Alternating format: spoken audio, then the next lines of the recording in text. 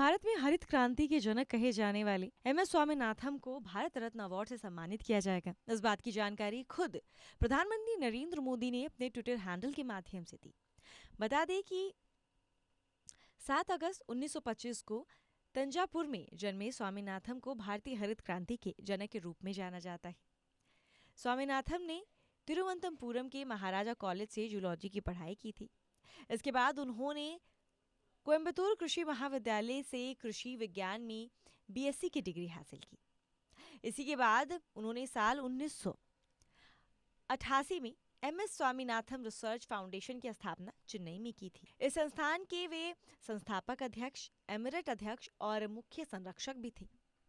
साथ ही साथ उन्होंने अपने जीवन काल के दौरान काफी कुछ किया। तो चलिए आज की इस वीडियो में उन्हीं सब चीजों के बारे में, उन्होंने अपने जीवन काल के दौरान और क्या कुछ किया, उन्हीं कार्यों के बारे में बात करते हैं। स्वामीनाथन को कृषि विज्ञान में गहरी रुचि थी। वे स्वतंत्रता आंदोलन में भी शामिल रहीं और महात्मा गांधी से वे काफी ज्यादा प्रेरित थी।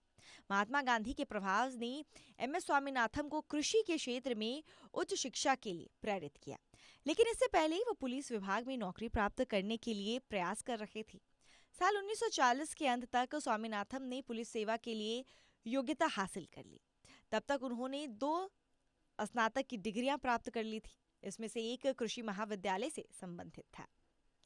एमएस स्वामीनाथन ने हरित क्रांति को सफल बनाने के लिए 2 कृषि मंत्रियों सी सुब्रमण्यम और जगजीवन राम के साथ मिलकर काफी समय तक काम किया। इस दौरान उन्होंने देश में कई कृषि संबंधित नियमों को लागू कराने का काम किया। साथ ही रासायनिक जैविक प्रौद्योगिकी के माध्यम से ज्यादा गेहूं और चावल अन्य अनाजों में बढ़ोतरी की दिशा में काम भी किया। बता दें कि साल 1970 के नोबेल पुरस्कार विजेता और मशहूर अमेरिका कृषि वैज्ञानिका नॉर्मन बोरलॉग की गेहूं पर खोज ने इस संबंध में एक अहम भूमिका निभाई थी। एमएस स्वामीनाथन के पिता की मौत हो चुकी थी। उनके पिता का सपना था कि स्वामीनाथन मेडिकल की पढ़ाई करें।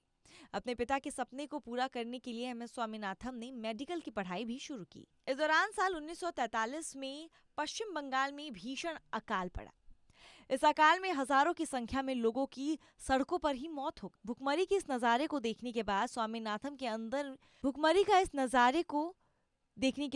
स्वामीनाथन अंदर से झंझोर उठे थे। देश में फैले इस अकाल को खत्म करने के लिए उन्होंने कृषि महाविद्यालय में दाखिला करवाया। दिल्ली के इंडियन एग्रीकल्चर रिसर्च इंस्टीट्यूट से पोस्ट ग्रेजुएशन की डिग्री लेने के बाद उन्होंने यूपीएससी परीक्षा में भाग लिया और उनका सिलेक्शन भी हो गया।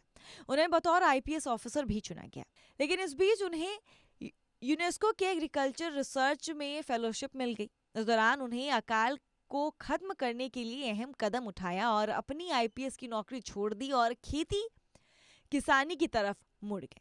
और अब आपको बता दें कि एमएस स्वामीनाथन को भारत रत्न अवार्ड से सम्मानित किया जा रहा है।